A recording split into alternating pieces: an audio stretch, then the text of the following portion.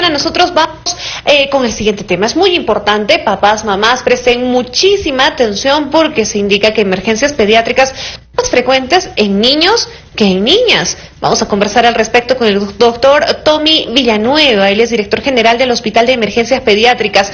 Doctor Villanueva, buenos días, bienvenido. Buenos días, Noemí. Sí, importante la aclaración que están realizando, ¿no? Las emergencias pediátricas, según nuestras observaciones y estadísticas, hemos visto que es más frecuente en los niños varones que en las niñas mujeres. Y eso realmente pues es una observación importante, ya que sabemos que los niños varones son más traviesos, a veces son más avesados incluso, ¿no? Y pueden tener accidentes que son lo más frecuente u otro tipo de emergencias.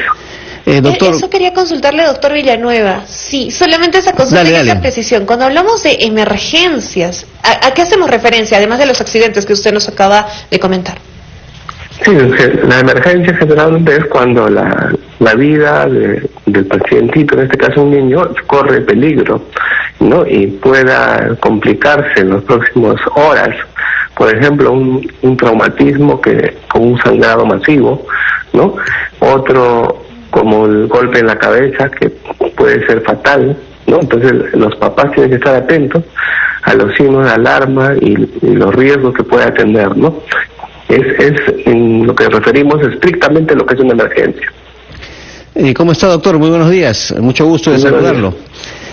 ¿Cuáles son las emergencias más frecuentes que hay, ¿no? y que originan estos casos de atención en el Hospital de Emergencias Pediátricas? Sí, en el caso de los traumatismos son frecuentes los golpes en la cabeza, ¿no? Que son bastante delicados. También tenemos las fracturas, ¿no? Sobre todo en los niños pequeños, de codos, fractura de codo, por ejemplo. Y también tenemos las apendicitis agudas, que es una enfermedad bastante frecuente, ¿no? Que tiene que operarse inmediatamente, sobre todo en los niños, porque se pueden complicar. Y ahora que estamos con una etapa de los cambios climáticos, también tenemos bastante frecuentes los problemas respiratorios, ¿no? Y una de las emergencias frecuentes es la fiebre, por ejemplo, ¿no? Que los papás tienen que tener mucho cuidado, una fiebre mayor de 38.5 grados centígrados. Y también, pues, la dificultad respiratoria, ¿no? Que puede generar mayor daño en el niño. Doctor, y hasta el momento, no sé si ustedes cuentan o tiene a la mano la estadística, ¿cuántas emergencias han atendido en lo que va del mes de junio y en comparación también con todo el año 2023? Sí, justamente nosotros hemos visto un incremento desde la semana 11, más o menos, a partir de marzo, de las emergencias, sobre todo los problemas respiratorios, ¿no? Deberíamos haber empezado la emergencia de los problemas respiratorios recién en mayo, junio, pero hemos empezado antes y hemos atendido más de 400 pacientes diarios, ¿no? Y que no es lo normal. En relación al año pasado, se ha incrementado el número de emergencias en más de un 50%, y esa es una observación que hemos hecho con nuestro equipo de epidemiología y el equipo de emergencia. Creemos que estas infecciones respiratorias que se han incrementado ostensiblemente en relación al año pasado se debe a diferentes causas. Una de ellas es al inicio del año escolar, que sucedió en marzo, y el otro el problema que la baja cobertura que se ha tenido por el COVID de las vacunas, ¿no? Y también pues mecanismos inmunológicos post pandemia que creemos que hay que analizar, ¿no? Ahora uno puede pensar o sorprende, ¿no? Caramba, ¿por qué el incremento de casos respiratorios? Porque este verano y también el invierno, sobre todo el invierno, no ha sido tan frío, diríamos, como en años anteriores, por esos temas de fenómenos climatológicos. Sin embargo, usted nos habla de un incremento y esto de alguna manera sorprende, ¿no?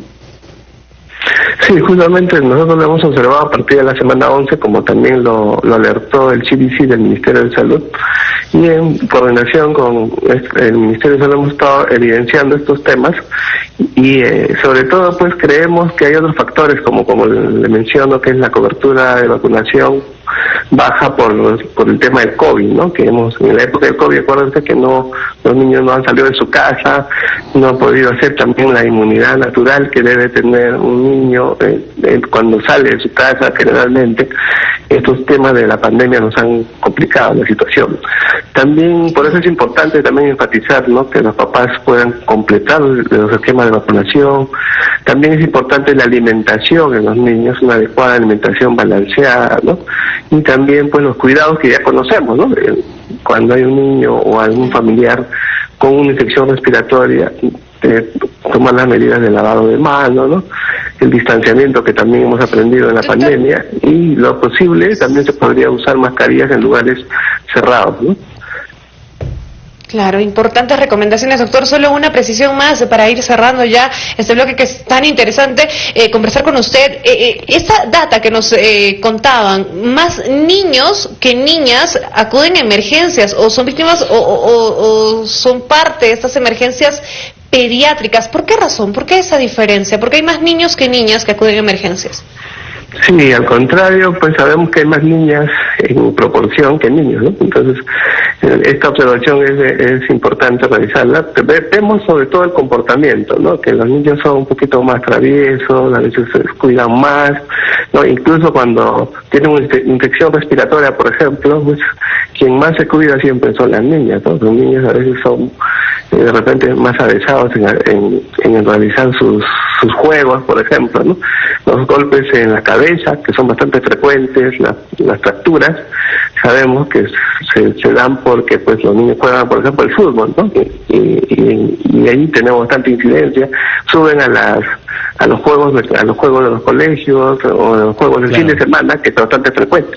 Entonces ahí creemos que existe esa diferencia entre los dos sexos, ¿no? Muy bien, doctor, muchas gracias realmente por estos minutos que ha dedicado a RPP y por supuesto con datos y sobre todo recomendaciones que son muy importantes tanto para los padres como también para los propios muchachos que están en una edad en la que obviamente los juegos, ¿no?, y la actividad física pueden generar accidentes. Ha sido usted muy amable, doctor. Muy buenos días. Muchas gracias, solamente enfatizar la prevención. Muchas gracias. El doctor Tommy Villanueva, director general del Hospital de Emergencias Pediátricas, nos acompañó esta mañana. Son las 7:18, vamos con los anunciantes. Ya volvemos.